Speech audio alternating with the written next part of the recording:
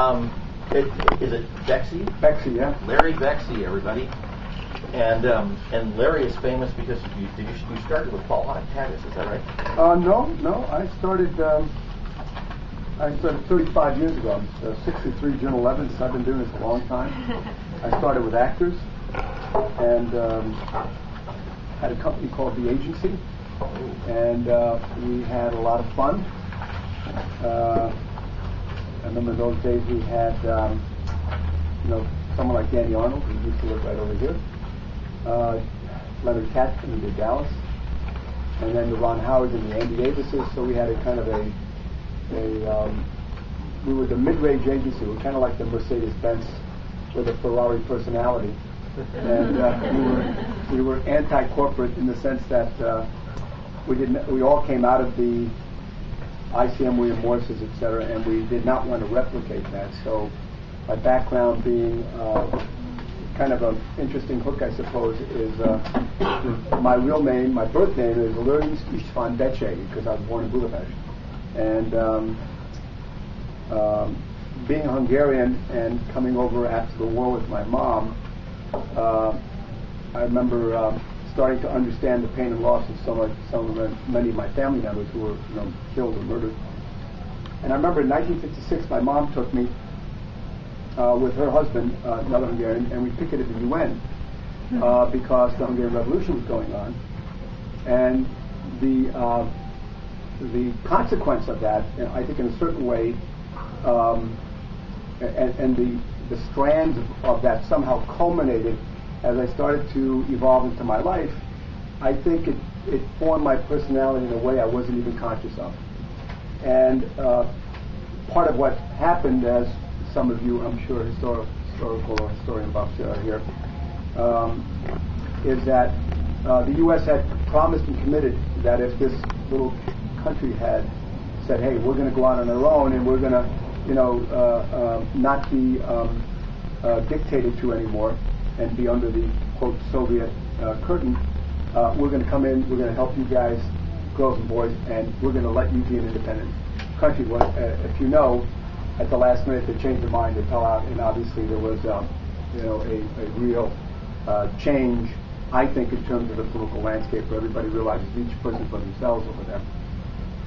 And I think in that sense, as I evolved, I found pretty quickly that I was pretty good at a few things. One of them was I was very good at creating detente. I could take the biggest and the baddest guys in school, and you know how competitive the males get or can get, and I played various sports, football, basketball, etc., and so there was always a lot of egos, but somehow I was always pretty good at ameliorating or calming down or creating some kind of peace environment. And I think in a certain way that helped me. And the second part was in third grade, I was number one student, first grade, second grade, third grade.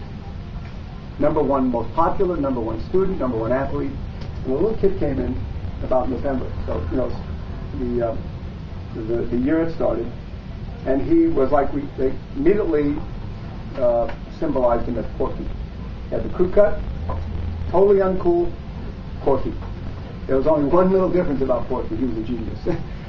He sat down in that chair, and I knew it. That, you know how that intuitive side tells you that you're dealing with somebody who's giant.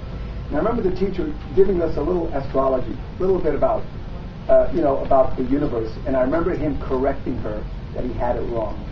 And I remember everybody in the class went, ooh, Larry's not number one anymore. And I went, oh, my ego. In that moment, I was devastated. But I grew up real quick. I went, oh man, this is going to be a life lesson. I got to figure this out. So February comes around, which is Valentine's Day. And I got more Valentine cards than anybody. The girls liked me and I liked the girls. Not a difficult thing to overcome in this universe, right? But he got none. He didn't get one Valentine card. And at lunch break, and we were on the playground, I went to the girls, and I got 8 girls to make up little Valentine cards. When he came back, he had 8 Valentine cards. Now, I never told him I did it. But I realized that I had that ability too, which was a skill, to support and understand the underdog. I think in talent, as we all know, the talent is always the underdog. And I think that as I evolved in my life and as I started my career, particularly starting with actors, which was a classical education, the day players and the 2-day players, 3-day players, and these old, elderly character women and men, I just adored them. I just couldn't get enough of them because they revered to me so much of their endurance, their discipline to be able to hang in there again and again. They were either real estate, they were doing night theater, they never let go. And I said, you know what, this was speaking to my heart, let alone my soul. And I probably have sometimes the personality of a pirate, but I definitely have the poet in the heart. And I think my connection was instant. But my achievement took 10 years. For me to really grasp and have any sense of what I was doing, given the nature and the competitiveness of probably any business, I don't care if it's academia, medical, entertainment. The only difference is if you're in academia and medical, you're not judged by how you look. In other words, you don't have to have blonde hair or blue hair or red hair. You just have to show up on time, know your job, know your skills, and uphold, the rules of what you're supposed to uphold. We have obviously, given today's universe, with the new media, have, I think, put so much more pressure on us because there's so much more necessity for immediacy. Everybody wants answers instantly, and you don't get to really digest and contemplate a little bit longer how you would come up with a solution. Solutions are supposed to be instant, and there's supposed to be no mistakes. So going back to my heritage, I'm actually sitting here when I got to meet Paul because all the other corporate agencies turned down Paul as a client because they only wanted his TV business. They didn't want to go into the feature world. When I met with Paul, kind of indicative of what I was talking about for the underdog, he showed me a little film that he directed that he never got to cut. And I looked at this little film and I said, he's got that stuff that I always look for. Everybody's got their own aptitude or insights of what it is that you defined as really, quality, skill, talent, etc. But it was more important, it was more about a viewpoint and him being able to recognize a scene where the emotion and what I was feeling and what was being said connected. There was no gap. I didn't mean forced. So I said to him, let me first look at your work. He said, well, I've done this one picture, I'm not proud of it. I said, let me see it. And I saw it, and it's that picture that got me going, where I started working with Paul. And Mark Harris, who's my dear friend, was the one who introduced me, but they had already been passed on by all these corporate agencies.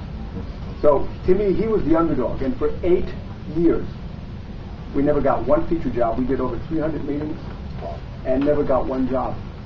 And when he did Crash and $1 Million Baby, nobody, just about nobody, and I put that in quotes, individualizing this, is that I never got anybody, and we didn't get anybody go, wow, is this brilliant? I love it. Like, we're going to hire you. It didn't work that way. It was one more mountain. I looked at Mount Everest and I said, oh my God, now I got Mount Kilimanjaro. I mean, it wasn't like I got the solution in my hand. So hopefully that'll answer that. Yeah. So you got Paul some Valentine cards, did you? I did. I did. Good for you. Wow, that was a great story. Yeah.